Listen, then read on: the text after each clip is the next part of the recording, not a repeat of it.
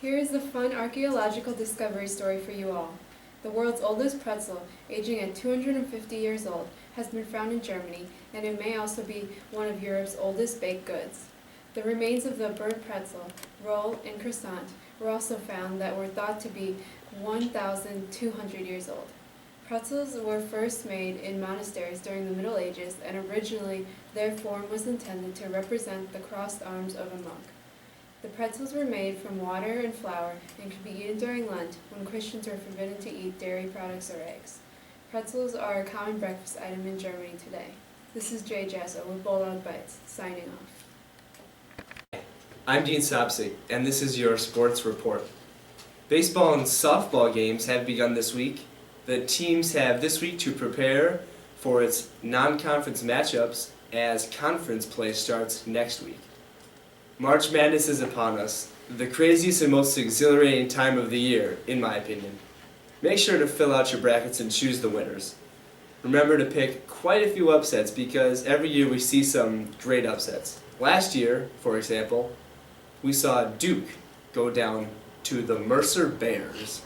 In 2006, who could forget the unforgettable run with number 11 George Mason as they made it all the way to the Final Four and faced a number 8 seed Butler. Wichita State also made it to a Final Four in 2013, and the 2011 VCU team beat number 1 Kansas.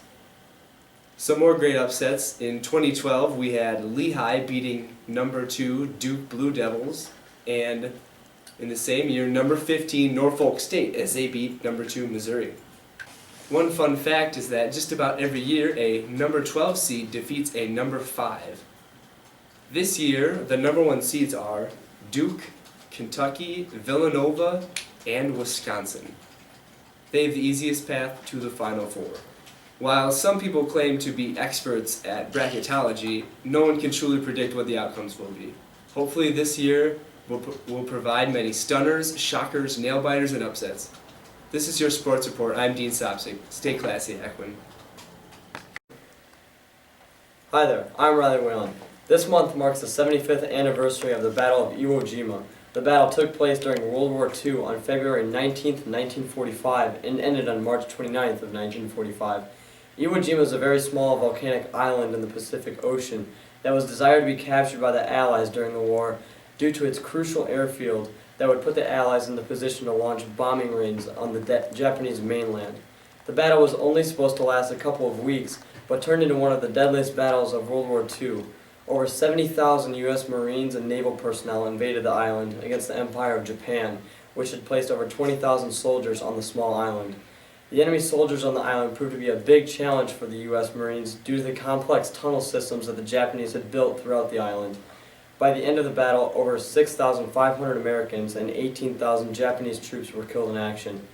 The Battle of Iwo Jima became famous from the very well-known picture of U.S. Marines raising the American flag on top of Iwo Jima's Mount Suribachi after the island was declared captured by Allied forces. This picture became a symbol of American resilience throughout the war and is still today seen as one of the most famous American photographs ever taken. I'm Riley Whalen. See you next time. Hi, I'm Sam Jeffrey, your tech guy here at Bulldog Bytes TV. For tech news today, I will be keeping this pretty simple. We are going to be discussing the most beautiful and most functional Chromebook ever made. That's right, the Chromebook Pixel. Google has made a second generation of the device with the same design, better specs, and a lower cost. Back when the first Chromebook Pixel was released, Chrome OS was just an over-glorified web browser. But that is not the case today. The battery on the old Pixel only lasted about 5 hours, but with the new one, Google says you'll get up to 12 hours on one charge. The new gen comes with 2 different models that you may choose from. The lower end model costs $999 and comes with an Intel Core i5, 8 GB of RAM, and a 32 GB solid-state drive. The higher end model costs $1,299 and comes with an Intel Core i7, 16 GB of RAM, and a 64 GB solid-state drive, which will be more than enough for a Chromebook. I'm Sam Jeffrey, your tech guy here at Bulldog Bytes TV. See you next time.